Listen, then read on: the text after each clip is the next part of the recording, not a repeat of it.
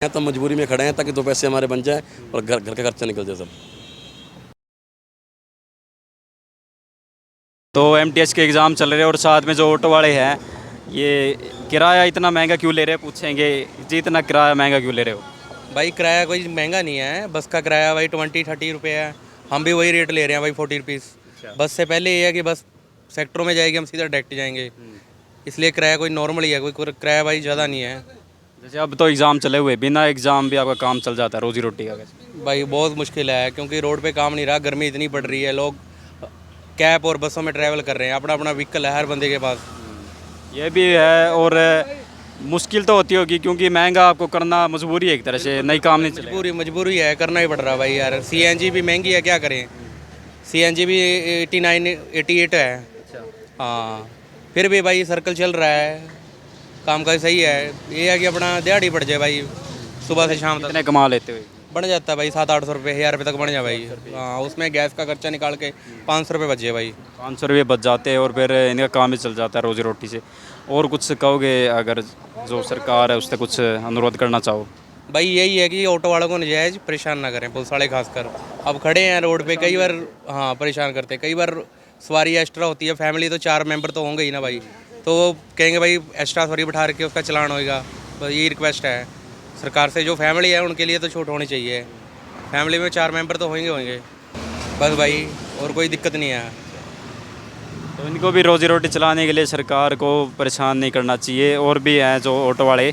तो SSC MTS के exam चल रहे हैं और आप बच्चों से इतना ज़्यादा किराया क्यों ले रहे हो। सर हम जायज़ के ले रहे हैं।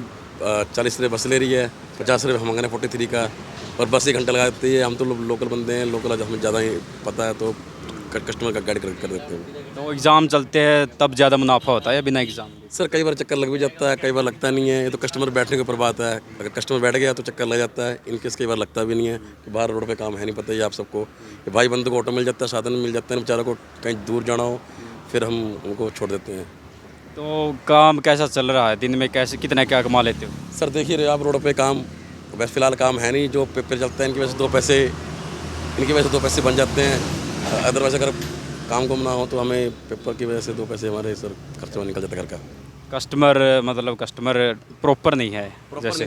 प्रॉपर कोई कस्टमर नहीं है, या अगर आपको कि हाँ प्रॉपर कस्टमर आ रहे हैं कि नहीं, सर वो बैठने के ऊपर है। जैसे भाई से पूछ लिया हमने कि सारा बस स्टैंड जाना है, कि चार्जेस 50 है हमारे। अगर कस्टमर को ठीक लगा तो पे करेगा, नहीं ठीक लगा तो अगला बस पकड़ के अपना चला जाएगा सर। लेकिन ज़्यादा ये रहती है कि ऑटो वाले ज़्यादा किराया लेते हैं, कहीं बोल देते कि 100-150 ज़्यादा भी लेते हैं। पर्सनल का है, अगर कस्टमर रेट में जाते हो तो हम कस्टमर रेट 50 रुपये रखते हैं। जो इनकी चल ही रहा है 35 तो बस ले रही है एसी वाली, जो पूरा राउंड घूम के जाती है। हम ऑटो वाले 50 ले रहे हैं कस्टमर रेट में। अगर पर्सनल बंदा करके जाएगा तो 150-100 बंदा ले लेता है। तो मतलब आपको ये मजबूरी में रखना पड़ रहा है इतना रेट ताकि आपका काम चल सके, नहीं तो काम। मजबूरी किसी चीज़ की मजबूरी नहीं है। मजबूरी तो सर ये होती है कि हाँ भाई 200 रुपया ले लेना कस्टमर। अभी भाई बंधु आए इतनी दूर से पेपर देने के लिए आए हैं, अब कई बंदे अपना देखना पड़ता है कि हाँ भाई कई पैसे होते भी नहीं हैं, तो 50 रुपीज़ सर हमारे लिए जेन्युइन रेट है, कस्टमर रेट है और हमारा रेट है। ये रेट आपने फिक्स किया है किसी और ने। नहीं सर फिक्स है वैसे तो हमारा, पर हम 40 में बिठा लेते हैं। अगर कस्टमर रेट नहीं दे रहा तो 50 फिक्स है वैसे। किलोमीटर के हिसाब से लेते हो या कैसे लेते हो। किलोमीटर का 10 रुपये चार्जेस। 10 कितने 1 किलोमीटर। 1 किलोमीटर के 10 रुपये चार्जेस। 1 किलोमीटर 10 रुपये के चार्ज के हिसाब से लेते हैं।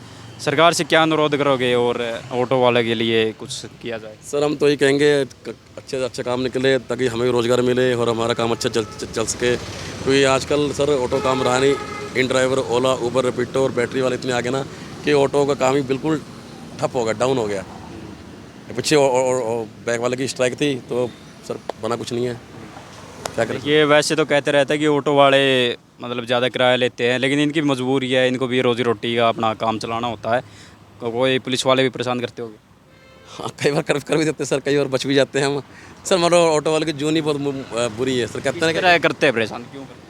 कई बार जैसे ऑटो में सवारी 3 अलाउड है, तो हम कई बार 5-6 बिठा लेते हैं। जो अलाउड नहीं है हमें सिर्फ 3 कस्टमर अलाउड है और 1 ड्राइवर, तो सर अब 3 सवारी में खर्चा निकलता नहीं, पता ही आपको।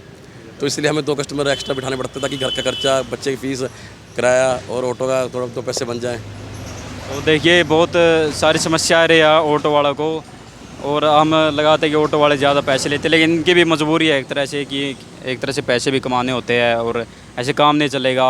और परेशानी का सामना भी करना पड़ता है। तो आप मजबूरी, अगर हम यहाँ खड़े हैं तो मजबूरी में खड़े हैं ताकि 2 पैसे हमारे बन जाए और घर का खर्चा निकल जाए सब। तो आप लोग क्या राय है एक बार कमेंट में ज़रूर बताइए ऑटो वाले के प्रति, और सरकार से अनुरोध है कि इनका दुख समझा जाए। Thank you.